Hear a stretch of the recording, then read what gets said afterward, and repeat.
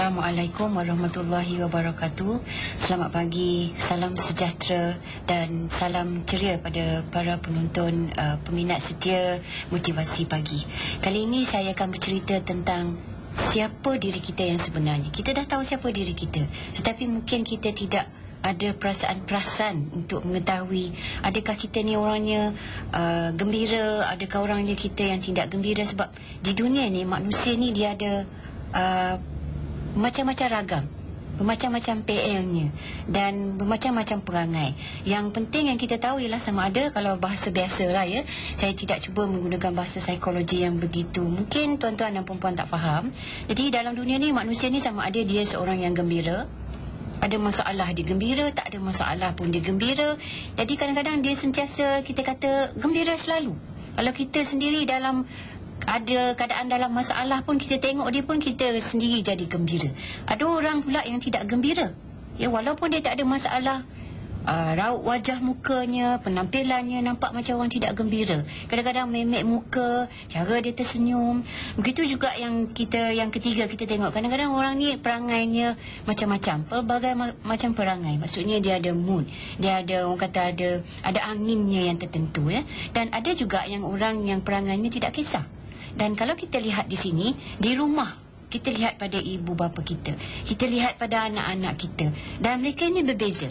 Ada yang memang ceria selalu, ada yang kalau mak ayah suruh buat kerja, suruhlah dari pagi sampai ke petang, selalu ceria.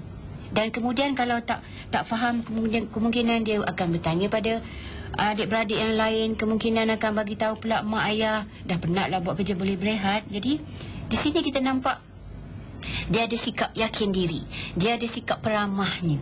Kalau di masa yang lain pula, kemungkinan di contoh-contoh di konteks persekitaran, di pejabat, kadang-kadang kita tengok kawan kita di pejabat. Saya selalu ingatkan diri saya selalu menyedarkan diri saya, adakah saya mempunyai menampilkan wajah gembira, adakah saya menampilkan wajah yang pelajar-pelajar saya senangi, ataupun kadang-kadang bila saya marah, adakah saya menampilkan wajah yang begitu meminta pelajar semua dengar dan kemudian memberi maklum balas yang sepatutnya.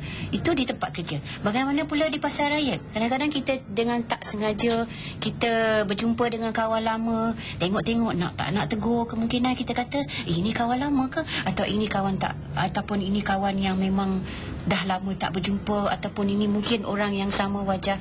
Tapi bagi kita manusia ni, walau macam mana sekalipun, jika seseorang itu ada sifat peramah, dia kemungkinan tidak ada persepsi mengatakan, kalau aku tegur, kalau tak senyum, malu je. Jadi ini memang berlaku pada kebanyakan kita. Kadang-kadang apabila saya berjumpa orang yang belum saya kenal, saya mungkin boleh tunjukkan senyuman saya kerana saya mempunyai personality yang begitu. Tetapi tidak bagi setengah orang. Sebab kadang-kadang selagi dia tak kenal dengan orang yang lain, selagi dia tak kenal hati budi orang itu, dia tetap menampilkan wajah yang kadang-kadang kita kata sombongnya dia tu. Jadi bukan pada saya, kadang-kadang ini tidak semestinya dia sombong, kerana kadang-kadang dia berlaku pada masa yang tertentu. Mungkin masa itu masa dia tengah sakit, masa dia kadang-kadang ada masalah banyak di rumah, masalah di tempat kerja. Kalau sebagai guru pula, mungkin masalah dengan anak murid, masalah dengan kawan sekerja, mungkin masalah dengan suami, masalah dengan isteri. Jadi masa itu mungkin tak sesuai untuk dia menampilkan personality yang kita kata ceria, peramah dan sebagainya. Kemungkinan pula kalau kita katakan di sini ialah peranan yang dimainkannya. Jadi kalau saya di sini, saya adalah sebagai guru, saya adalah sebagai pensyarah. Jadi saya harus mainkan peranan yang penting. Bila saya nak tersenyum, bila saya nak berlawak dengan pelajar saya, atau kadang-kadang saya terima apa yang pelajar berikan pada saya. Kadang-kadang pelajar sendiri menampilkan wajah yang mungkin nak marah, ya, nak terlan cikgu. Jadi kalau dia tengok saya dengan wajah tu, saya pun terpaksalah memberi maklum balas. Jadi kadang-kadang personality ini disebabkan oleh situasi, disebabkan oleh masa, dan juga disebabkan oleh, kita katakan, peranan yang dimainkan oleh masing-masing. Jadi saya pasti apa yang ada, siapa yang ada di sebelah saya ni, kita tengoklah raut wajahnya, adakah tersenyum riang. Kita tengok di sebelah kanan saya Yan, di sebelah kiri kiri saya Ros. Jadi masing-masing ini menampilkan wajah yang sebenarnya, watak hidup mereka, lakonan hidup mereka. Sebab saya mengenali mereka dan saya tahu bagaimana personality mereka. Kemungkinan Yan ada nak persoalkan tentang personality ini? Macam ni, Doktor. Kita sebenarnya sedia maklum bahawa personality ni berkait rapat dengan tingkah laku seseorang. Okey. Jadi adakah sesuatu personality tu diwarisi atau boleh dipelajari? Yan rasa kat ni macam mana ya? Diwarisi atau dipelajari? Mungkin dalam soal personality dalam konteks keluarga mungkin diwarisi daripada keluarga tu sendiri. Contohnya macam kalau keluarga tu jenis periang ataupun semua ahli keluarga dia cepat mudah mesra, mungkin anak tu sendiri akan terpengaruh. Ya, memang betul tu ya. Sebab kita tak boleh kata personality ni hanya disebabkan oleh kita kata baka semata-mata ya. Kerana baka, walaupun dia ada baka yang menunjukkan dia seorang yang peramah, ceria dan sebagainya, tetapi kalau tidak ada persekitaran yang menyediakan suasana keceriaan, jadi pada saya ini kadang-kadang boleh menyebabkan orang itu kadang-kadang bersikap lebih pasif daripada keluarga dia kemungkinan, atau bersikap lebih ceria daripada keluarganya. Kadang-kadang ada keluarga yang pendiam, ya, kalau bercakap pun di masa-masa ketika yang tertentu saja, tapi disebabkan oleh persekitaran yang lain. Maksudnya persekitaran di sekolah, persekitaran di tempat yang luar daripada kawasan rumah itu sendiri, menyebabkan dia jadi seorang yang ceria. Tak adalah kita katakan berlaku begitu pasif, ya, pendiam, kemudian tidak mudah didekati. Kerana inilah personality yang kita katakan kita sendiri harus sedar personality apa yang ada pada diri kita. Dan mungkin juga tuan-tuan dan puan-puan sekarang mula bertanya pada diri sendiri, personality apakah yang aku ada? Adakah personality yang dimaksudkan oleh doktor ini personality yang sepatutnya berlaku? Mungkin lepas ini nanti kita akan terangkan dengan lebih jelas lagi, secara lebih mungkin tersirat tentang personality itu. Macam mana kita nak mengenal pasti personality yang tersirat tu, Doktor? Kita nak tahu personality yang tersirat, mungkin tuan-tuan dan puan-puan kena tunggulah. Begitu juga dengan Yan dan Rosni. Jadi kena tunggulah. Sambung semula berkenaan dengan jenis personality apakah yang kita ada ya. Jadi seperti yang Yan soal pada saya tadi, apa yang tersirat. Dia kadang-kadang kita juga perlu tahu apa yang tersurat ya. Jadi yang tersirat ni yang kita nak tahu. Kita nak tahu apa personality kita. Yang pertama ialah sama ada kita ni extrovert. Sebut betul-betul extrovert ataupun introvert. Ini bahasa Inggeris, tapi tak bolehlah dimelayukan. Kita masih guna extrovert. Baik, mereka yang mempunyai personality extrovert, yang mungkin tuan-tuan dan puan-puan boleh dengar, kemudian tengok diri sendiri, amati diri sendiri. Extrovert ini ialah mereka yang suka bersosial, mereka yang dikatakan mempunyai ramai kawan, dan dia sukakan kemeriahan. Sesiapa saja dia jumpa, dia akan ketawa, dia akan tersenyum, dan dengan secara tersendirinya dia akan buat lawak. Kadang-kadang kita kata lawak semula jadi, ya, unsur lawak semula jadi, bukan lawak yang orang tak ketawa. Dia ada juga lawak yang orang tak ketawa. Ini kita kata dia sukakan kemeriahan, dan dia tidak suka menyendiri. Dia tak suka duduk seorang-seorang. Kalau dia seorang pelajar, bila duduk dalam bilik kuliah, dia tak suka duduk di hujung sana, di hujung sini. Dia suka duduk beramai-ramai. Dia suka duduk dengan berkumpulan kawan-kawan dia. Kalau dia seorang yang kita katakan bekerja di pejabat pula, walaupun dia terpaksa bersendirian dengan komputer, tetapi selang-seli masa-masa 15 minit, 12 minit, dia akan selalu mencari kawan. Dan dia juga dikatakan mempunyai sifat terbuka terhadap persekitaran luaran. Jadi dia terima apa yang dia nampak. Walaupun dia tak terima, dia tidak anggap sesuatu itu sebagai sesuatu yang negatif. Dia anggap sebagai satu perkara yang positif. Contohnya hari hujan. Hari hujan kadang-kadang orang marah. Tak apalah hujan ni, aku nak keluar pun tak boleh. Tapi ada juga pelajar yang kalau hujan, inilah aku nak berpayung dengan dia. Ini cerita lain lah ya. Jadi ini satu personality juga. Dia bersikap terbuka. Dan pendapat orang dia nak dengar. Kalau dia tak suka pun, dia mengadakan situasi bahawa dia tidak bersetuju, tetapi dalam masa yang sama dia berikan pendapat, ya. Dia berikan pendapat. Contohnya kalau macam Yan, kalau tak setuju dengan saya, dia masih anggap-anggap. Tapi lepas ni mungkin dia cakap dengan saya, doktor saya tak setuju. Mungkin dia cakap begitu. Jadi ini personality jenis extrovert, dan dia mudah bergaul serta senang didekati.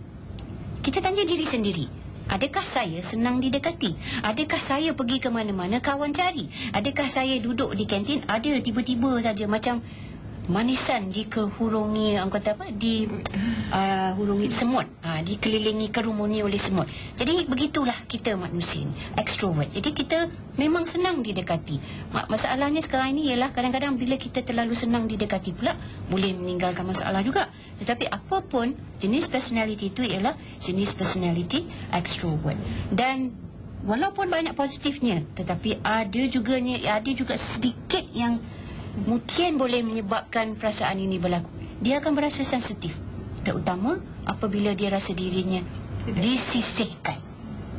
Mungkin hari tu kawan dia mungkin terlupa nak menegur, atau mungkin kebetulan dalam masa yang sama ada 10 orang kawan selalu tegur, 10 tak tegur dia. Jadi kita nampak dia macam dia seolah-olah merasakan diri, apa salah aku hari ni. Jadi dia sensitif. Sebab orang begini, dia sukakan kepada kemeriahan, dia sukakan kepada keceriaan, dia sukakan kawan ramai. Jadi bila dah tak ada orang dengan dia, dia rasa macam dia sensitif, kemudian rasa tidak dihargai. Macam rasa tidak dihargai, ya. Dia seolah-olah macam dia tidak diperlukan lagi. Jadi ini yang kita katakan sebagai extrovert. Jadi adakah anda semua mempunyai sifat extrovert itu? Jadi kalau anda ada, tahniah saya ucapkan. Kalau tak ada, diada-adakan. Jadi macam mana nak diada-adakan? Kita tengoklah lepas ini kalau kita ada perbincangan yang seterusnya ataupun ada soalan daripada rakan-rakan saya ini. Dan kalau kita lihat yang introvert pula, okay, kalau ciri-ciri extrovert tadi, tuan-tuan dan puan-puan semua, anak-anak semua, makcik-makcik semua tak ada, kita lihat pula ciri-ciri introvert. Harap-harap tak adalah, ya. Kerana apa? Kerana ciri introvert ini yang pertama ialah dia suka berdiam diri. Dekat mana pun dia berdiam diri. Kalau orang soal satu, dia jawab satu. Nak pergi kuliah? Ya. Dah makan? Dah. Jadi kalau orang yang extrovert ni dah makan, dah tadi minum air kopi, makan nasi lemak, makan mihun, 2 keping kuih. Soalannya 3 patah perkataan, tapi jawapannya berpuluh-puluh patah. Jadi ini terbalik. Di sebaliknya, kalau introvert, dia suka berdiam diri, tetapi dia berminat dengan idea. Berminat dengan idea ni maksudnya ialah apa sahaja yang ada di depan dia, apa sahaja yang ada di persekitarannya, dia sentiasa akan memikirkannya. Kerana dia selalu berdiam diri. Dan dikatakan di sini pula, kalau introvert ni orangnya ialah dia ragu-ragu. Bila dia ragu-ragu, kita katakan bahawa dia ada sesuatu kemuskilan dan dia nak bertanya kepada orang lain disebabkan sifat dia tak suka bergaul. Ini menimbulkan dia ragu-ragu. Betul tak betul ni? Dengan siapa nak tanya? Biarkanlah. Jadi sampai bila dia akan rasa ragu-ragu. Itu juga dia pendam perasaan. Dia ada masalah tetapi dia sering pendamkan masalah. Ada orang ada masalah tapi dia luahkan pada kawan. Ada sifat keterbukaan. Jadi mungkin lepas ini kita akan berbincang lagi dan kita akan berjumpa lepas ini. Bertemu kita kembali tentang cerita berkenaan dengan personality, bagaimana kita ada. Sama ada kita ada personality extrovert dan juga personality introvert. Jadi kita tahu tadi kalau yang extrovert dia lebih peramah, ceria. Kalau introvert ni dia lebih pasif, mendiamkan diri. Berdasarkan pada penerangan doktor tadi tentang kategori personality, kan doktor kata tadi yang introvert ni seorang yang pendiam, seorang yang suka menyendiri. Adakah yang personality introvert ni boleh dikategorikan sebagai satu personality yang negatif? Kalau saya ada personality yang introvert tu, kalau Ros rasa saya negatif ke? Agaknya tidak. Katakanlah saya ni guru, Ros dengan dia ni anak murid saya introvert. Jadi adakah dirasakan saya ni negatif ataupun tidak? Tak boleh jawab, tapi saya jawab. Saya berpendapat macam ni, doktor. Kedua-duanya ada kebaikan dan keburukannya, tapi kita perlu sesuaikan mengikut keadaan. Mungkin ada sesuatu ketika yang dia perlu bersifat extrovert, dan ada ketika keadaan tertentu dia perlu bersifat introvert. Jadi saya ambil daripada kedua-dua yang dengan Ros. Di sini maksudnya ialah orang yang ada sifat introvert, jangan susah hati. Dia tak semestinya negatif. Kerana kadang-kadang manusia ni dia perlu ada sifat introvert pada situasi, pada masa dan dalam konteks yang tertentu. Dia terpaksa bertindak ataupun berkelakuan sedemikian. Contohnya sebagai seorang ketua, dia perlu adakan situasi di mana orang yang di bawah dia perlu mendengar apa yang diarahkan apa yang telah diarahkan pada mereka. Tetapi dalam masa yang sama, ketua ini pun tak boleh jadi seorang yang terlalu introvert sangat. Jadi pada saya, orang yang introvert ini tidak semestinya negatif. Dia boleh jadi yang positif juga. Kemungkinan seperti yang sebut tadi, kadang-kadang dia disebabkan oleh masa dan juga keadaan menyebabkan dia jadi introvert. Tetapi kalau sifat introvert itu terlalu dominan dalam diri seseorang, ini tertampil di mana saja dia pergi, bila masa saja, baik pagi, baik siang, baik malam. Personality introvert itu memang dominan. Yang itu boleh dikatakan menimbulkan keadaan yang dikatakan personality yang agak negatif. Kerana orang yang ada sikap introvert ini, kadang-kadang dia ni pendendam.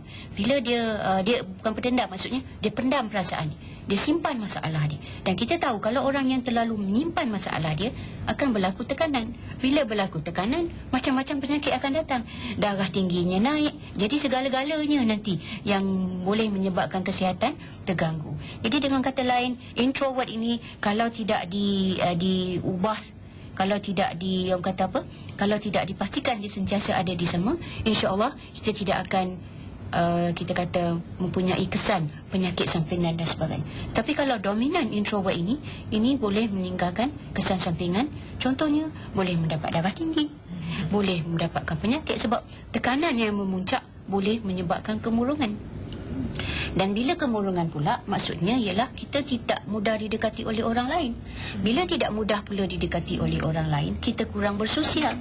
Bila kurang bersosial, kita tidak akan dapat berkongsi masalah. Dan ini yang menyebabkan kita kata, kalau orang tua-tua katalah kalau orang tua-tua kata, dia kata jangan simpan, nanti lama-lama meletup. Jadi apa yang meletup tu dalam hati tu. Jadi seseorang itu perlulah ada sifat extrovert, dan dalam masa yang sama perlu juga kadang-kadang ada sifat yang introvert. Kerana kalau kita sepanjang masa asyik orang kata tersenyum 24 jam, tersengih, kemudian jenis senyuman itu pula tak bertukar, silat-silat orang kata, betul ke tak betul budak ini? Jadi tanya diri sendiri, kenal pasti diri sendiri. Kemungkinan kalau saya di sini, saya dah mengenali Yan, saya dah mengenali Rose, masing-masing mempunyai sifat extrovert. Tetapi dalam masa-masa yang tertentu ada juga sifat introvertnya. Jadi itu juga mungkin yang berlaku pada diri saya. Jadi personality introvert ni tak semestinya personality yang negatif lah, Doktor. Dia tidak semestinya negatif. Dan mungkin saya boleh bagi tahu Yan dengan Rose pula, personality introvert boleh jadi personality extrovert. Macam mana caranya? Caranya yang pertama ialah cuba memahami orang lain. Cuba ada sifat pemaaf. Dan jadikan memahami orang lain ini ada sifat pemaaf.